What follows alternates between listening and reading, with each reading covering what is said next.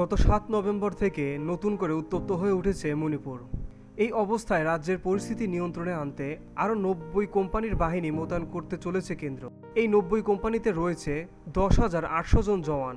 ইতিমধ্যেই মণিপুরে মোতায়েন রয়েছে ১৯৮ কোম্পানির সেনা জওয়ান। ফলে আরও ৯০ কোম্পানির সেনা জওয়ান মোতায়েন হলে সেক্ষেত্রে মোট সংখ্যা হয়ে দাঁড়াবে ২৮৮টি কোম্পানি। মণিপুরের রাজ্য নিরাপত্তা উপদেষ্টা কুলদীপ সিং একটি সংবাদ সম্মেলনে জানিয়েছেন এই তথ্য।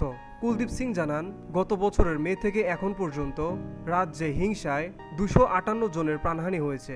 তিনি জানান, আরও নিরাপত্তা ব্যবস্থা জোরদার করা হচ্ছে রাজ্যে।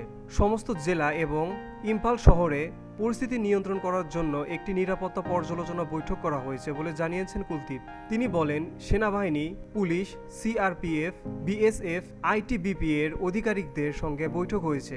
আইন শৃঙ্খলা বজায় রাখার জন্য যৌথভাবে চ্যালেঞ্জ মোকাবেলা করার জন্য আলোচনা হয়েছে। এরপর তিনি জানান, রাজ্যে ইতিমধ্যেই ১৯৮টি কোম্পানি কেন্দ্রীয় বাহিনীতে আছে।